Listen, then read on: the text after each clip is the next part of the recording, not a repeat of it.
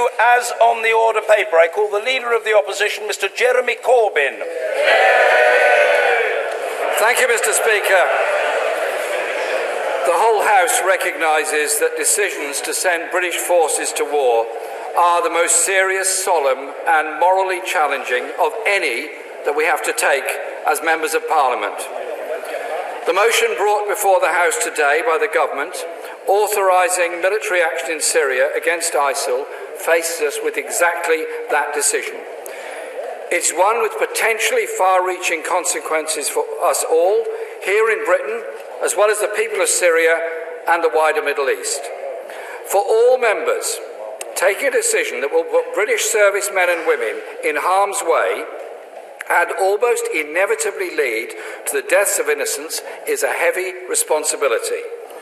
It must be treated with the utmost seriousness and respect given to those who make a different judgment about the right course of action to take. Which is why the Prime Minister's attempt to brand those who plan to vote against the government as terrorist sympathizers both demeans the office of the Prime Minister and, I believe, undermines the seriousness of the deliberations we're having today. If the Prime Minister now wants to apologise for those remarks, I'd be happy to give way to him to do so.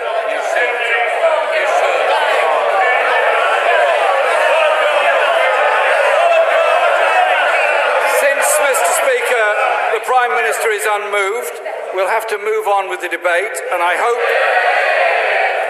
he will be stronger later to recognise that, yes, he did make an unfortunate remark last night, and apologising for it would be very helpful to improve the atmosphere of this debate today. Will my honourable friend give way?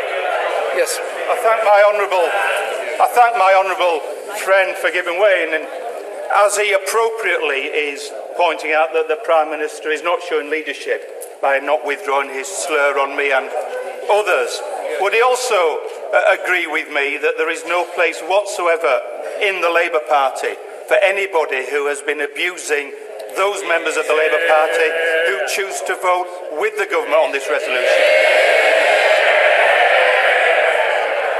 Mr Speaker, abuse has no part in responsible democratic political dialogue. That I believe very strongly, and that is the way that I wish to conduct myself, and I wish others to conduct themselves in that way. Yes, I do give way, then I'll move on.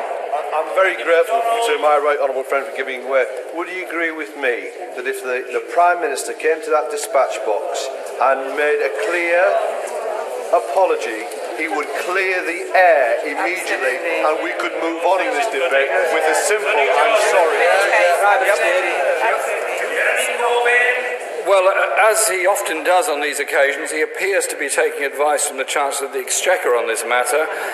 If he wants to apologise now, that's fine. If he doesn't, well, the whole world can note that he's not apologising.